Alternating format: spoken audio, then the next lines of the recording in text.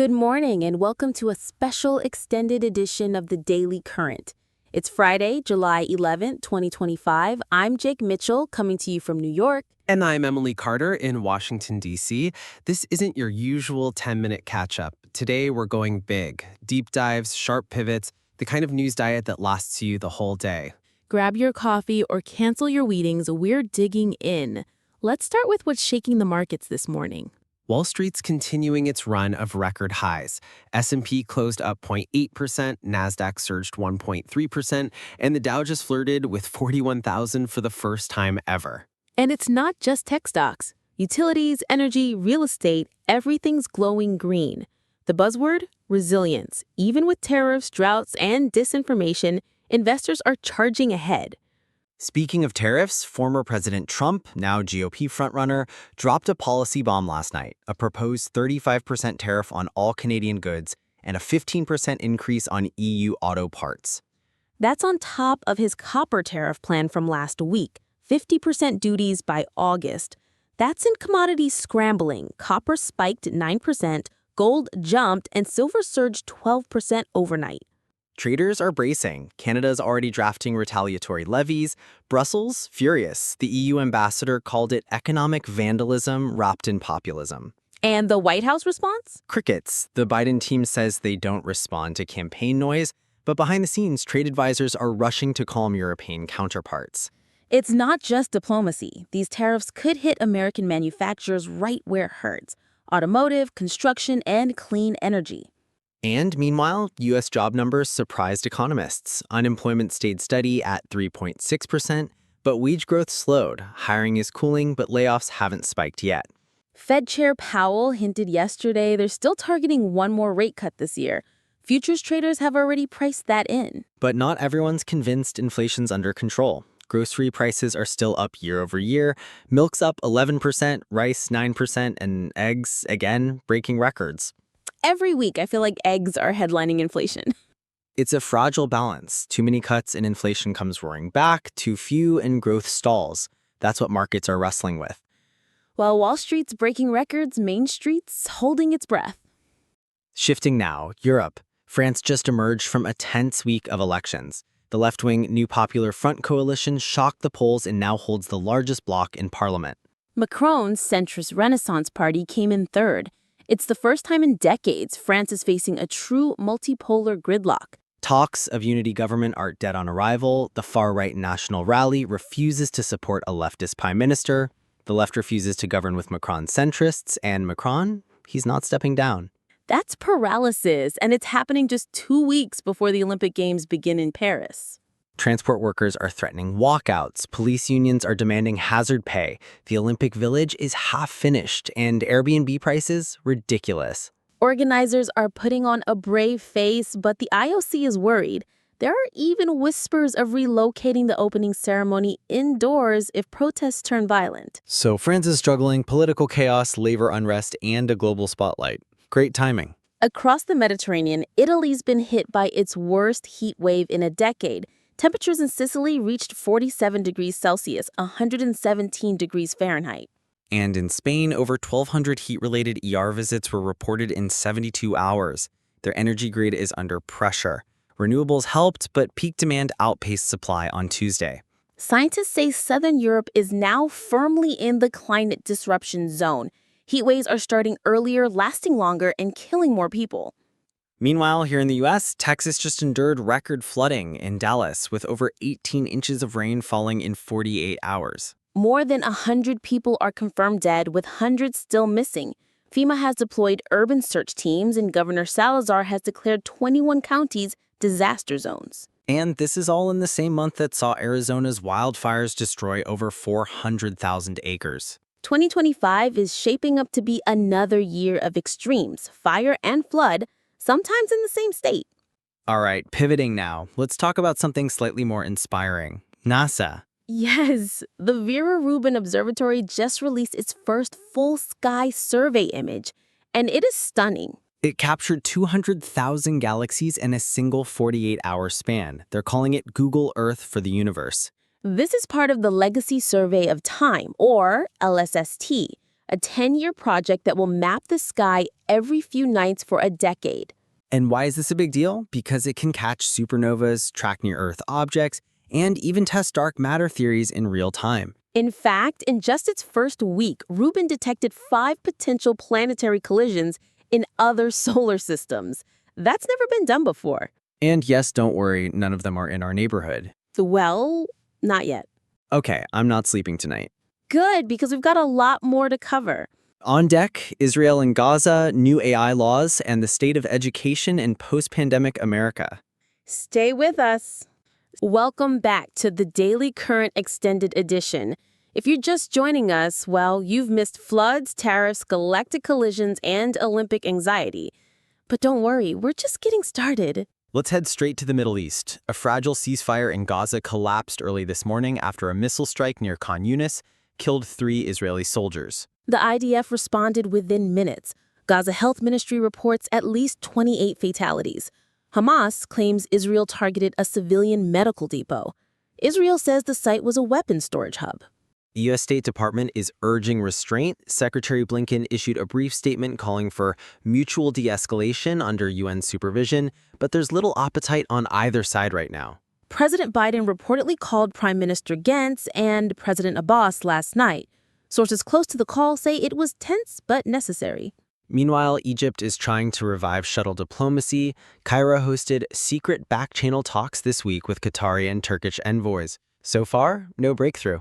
And in the north, tensions are rising on the Lebanese border. Israeli jets have reportedly increased flyovers near Hezbollah strongholds.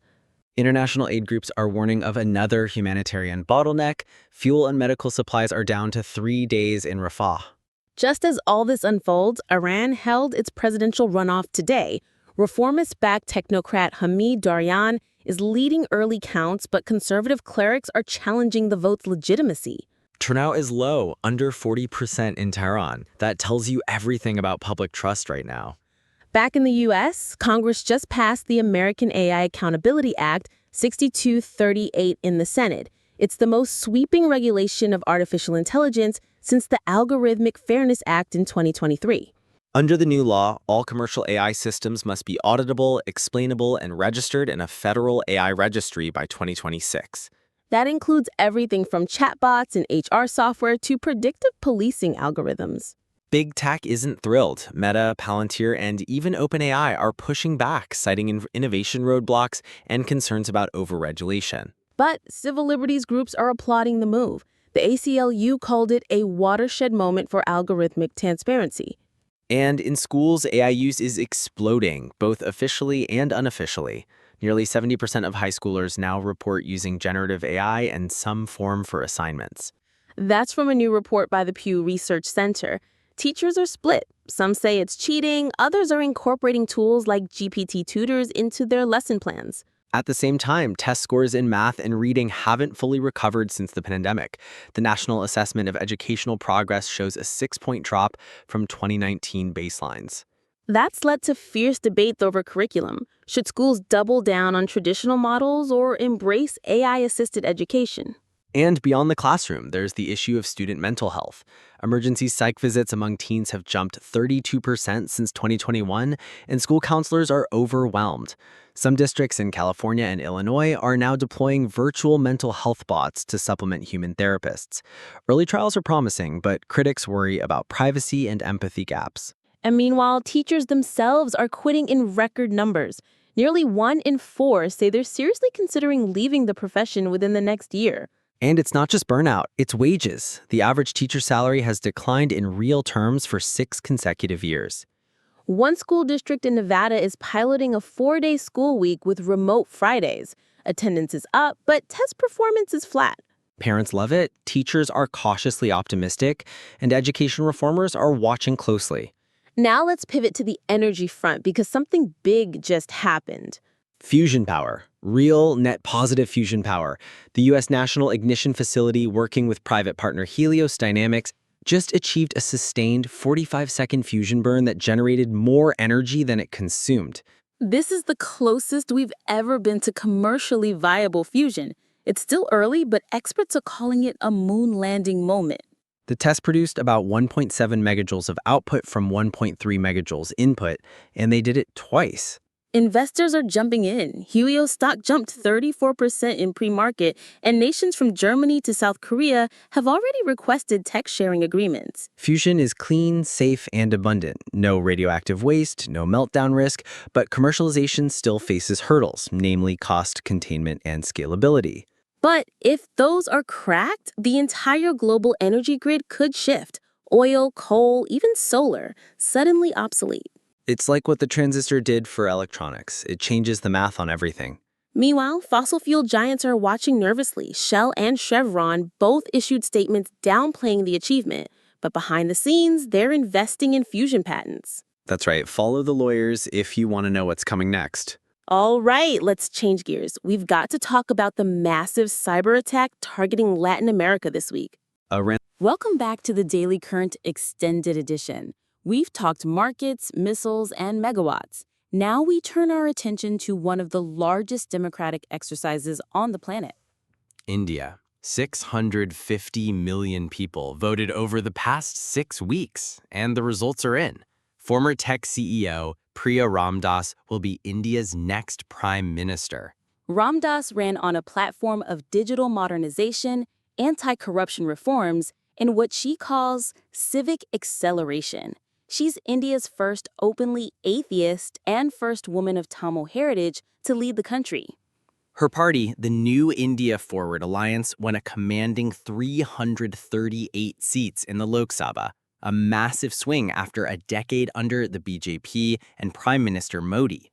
Modi conceded this morning in a televised address. He said, quote, "Democracy has spoken. I accept the people's verdict with humility." That's a major shift in tone after weeks of election tension and accusations of voter suppression. International observers have given the vote a clean bill of health. And markets responded immediately. The rupee surged. Foreign investment announcements came rolling in, and Google announced a $2 billion expansion of its Bangalore campus. One of Ramdas's key promises? A nationwide digital ID overhaul using blockchain-backed verification and AI fraud detection. Critics call it dystopian. She calls it security through transparency. Elsewhere in Asia, Hong Kong saw its largest protests in 2 years after Beijing imposed a new digital patriotism law that criminalizes algorithmic defamation against the Chinese government. At least 120 people were arrested under the new law within 48 hours. Several international tech firms have pulled operations, including Dropbox and Reddit. The White House condemned the crackdown, but China's ambassador called the protests Western-instigated algorithmic sabotage.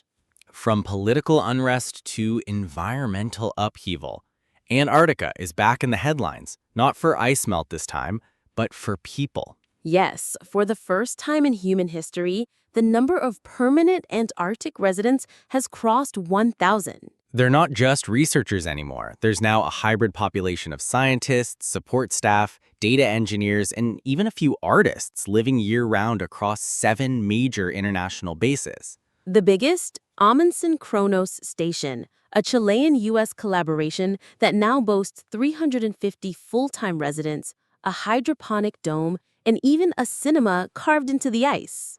It's all part of the Antarctic 2030 initiative, a treaty-backed experiment to develop long-term human habitation models in extreme climates. Think of it as a dry run for Mars. And speaking of Mars, the Artemis 5 crew just completed a simulated Mars surface walk at the Lunar Gateway Station. NASA says they're prepping for the first ever Mars cargo mission in early 2027. That's just 18 months away. SpaceX is reportedly fast-tracking a Mars-ready Starship variant, while the ESA is building autonomous bots for on-surface logistics. But colonizing Mars isn't just rockets and robots. It's psychology, politics, biology. That's why the first generation of Martian candidates includes not only engineers, but philosophers, sociologists, and one chess grandmaster. You know who's not happy about this? Billionaire Ivan Kovalenko. He's calling for an entirely corporate-funded Mars state, no Earth governments allowed. Great. Space libertarianism. What could go wrong? Meanwhile, back on Earth, fashion is having a strange moment. The big story out of Paris Fashion Week, post-apocalyptic utility wear. Think cyberpunk firefighter vests, inflatable boots, chainmail cardigans. Emily, I saw a model walking down the runway in Kevlar overalls and a feathered riot helmet. It's wild but not random. Designers say it reflects rising public anxiety, climate collapse, digital control, societal breakdown. Fashion is mirroring the moment. Even more mainstream brands like Zara and Uniqlo are releasing resilience lines. More pockets, flame-retardant fabrics, solar-embedded hoods. Meanwhile, tech influencers are praising digital detox aesthetics, analog watches, blackout fabrics, clothing that scrambles facial recognition. We've officially reached the fashion security industrial complex. Let's jump to sports. The Women's World Cup kicks off next week in Australia, and there's already drama. U.S. co-captain Mia Rodriguez has threatened to boycott the opening match unless FIFA guarantees equal broadcast revenue with the men's tournament. Nike and Apple, two of the biggest sponsors, are backing her, and public support is high. The hashtag #LevelTheField is trending worldwide. FIFA hasn't budged yet, but their revenue projections are forcing them to listen. This year's women's tournament could be the most watched ever. Back home, Major League Baseball is testing robotic umpires in the minor leagues. Early results are mixed. One bot ejected a player last week for prolonged staring. That's not a joke. NBA free agency is also heating up. Zion Williamson just signed with the Brooklyn Nets in a record-breaking $310 million over 6 years. And over in golf, yes, we are going there. Tiger Woods has officially announced his retirement from professional play. He'll move into a broadcasting role with NBC. Tiger's final match at Augusta drew 14 million live viewers. He shot 2 under. Classy to the end. Culture check before we move on. A viral short film titled Synthetic Girl, shot entirely using an AI-generated actress, just won the Audience Award at the Tribeca Festival. The actress, named Avalon, doesn't exist, but her voice, gestures, and emotional arcs were rendered in real time by a neural performance model trained on hundreds of films. Critics are split. Is this progress or erasure?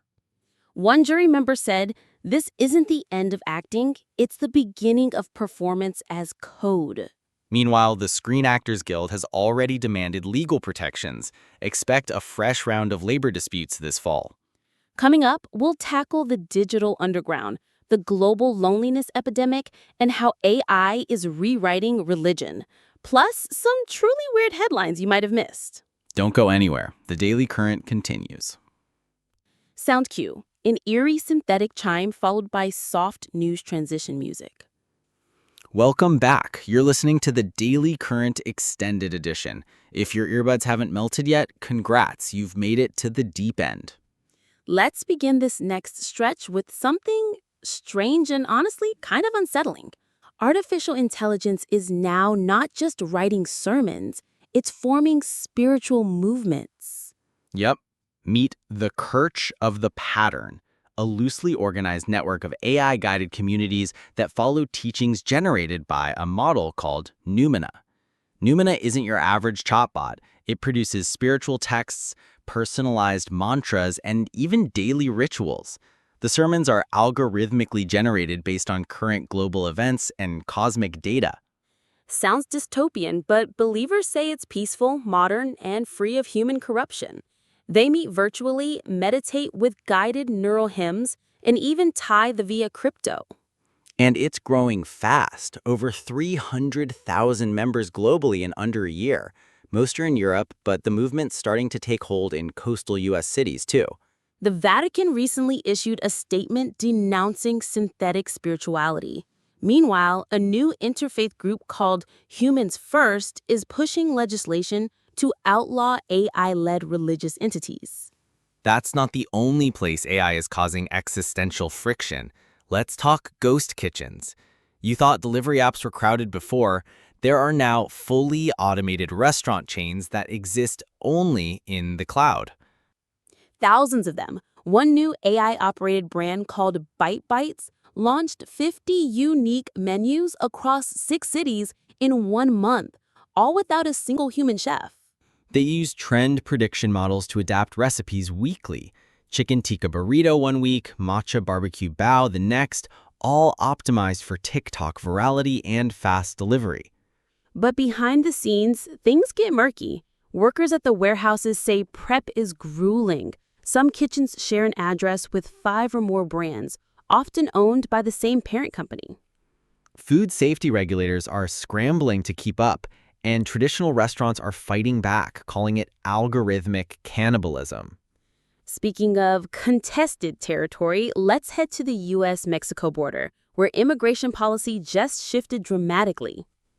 President Biden signed the Comprehensive Border Modernization Act late last night. It includes a digital asylum application system, drone patrol expansions, and a 5-year path to legalization for over 2 million undocumented workers. Republicans are furious. House Speaker Rena Carrollville called it an open borders betrayal, and several states are already suing.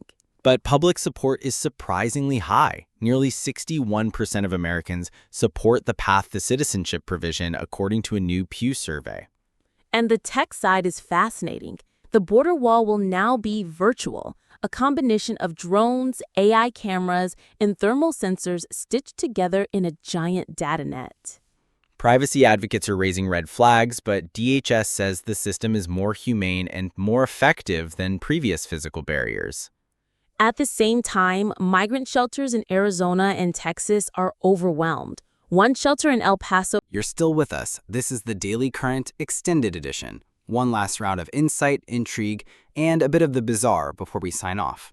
Let's talk about what may be one of the defining crises of the decade: loneliness. The World Health Organization has just declared chronic loneliness a global public health threat. New data shows it's as dangerous to long-term health as smoking 15 cigarettes a day. That's not an exaggeration. Isolation increases risk of heart disease, cognitive decline, even early death.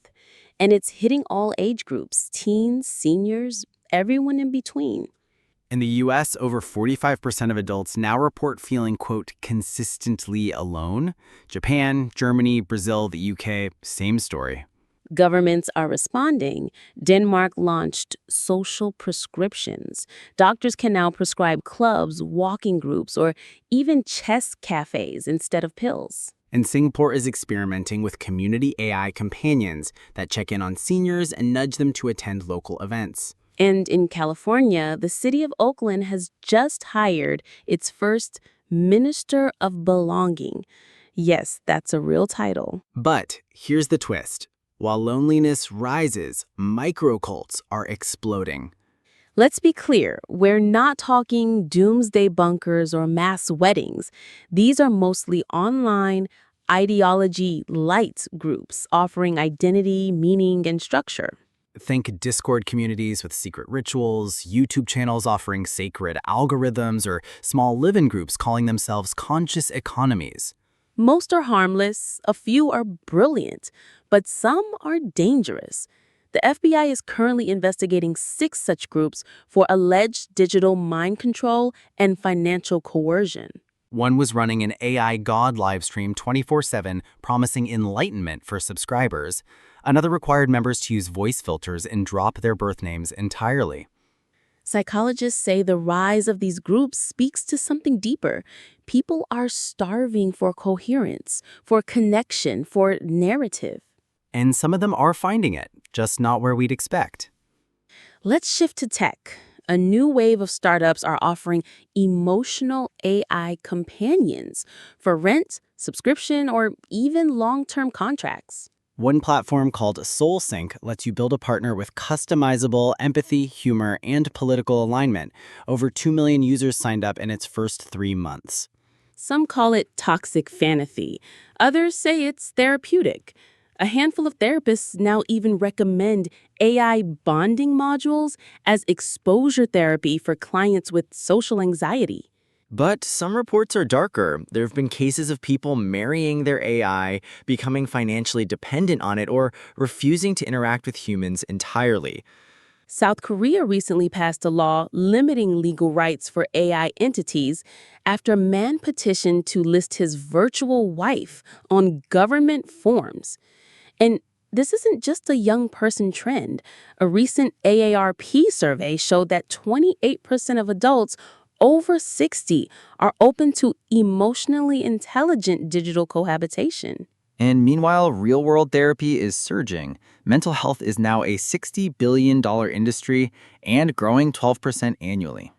New apps offer CBT on demand, dream interpretation, even grief simulators that use past conversations to mimic deceased loved ones. That last one is controversial, but it's being marketed as closure technology. Okay, let's breathe. Let's zoom out. Emily, where do you think we're headed? Honestly, I think we're in the middle of a narrative collapse. The old stories, work hard, settle down, retire peacefully, they don't resonate like they used to. So we're searching for meaning, for structure, for new models that work. And that means friction. Politics will get stranger, relationships will get weirder, technology will become more personal and more invasive. But here's the flip side. People are resilient, adoptive, weirdly hopeful. We're seeing that in cities repurposing shopping malls into urban farms, in teenagers learning 10 languages online, in elders building VR support groups. And in people, everyday people who wake up and say, I want to make sense of this mess. I want to try. So where are we going next? Into the unknown, but together. Hopefully more awake, more aware. More human. That's all for today on The Daily Current. From markets to Mars, Colts to carbon trees, we covered a lot. We'll be back tomorrow with more clarity, curiosity, and caffeine. Until then, take care of yourself and someone else if you can. I'm Emily Carter. I'm Jake Mitchell. Thanks for listening.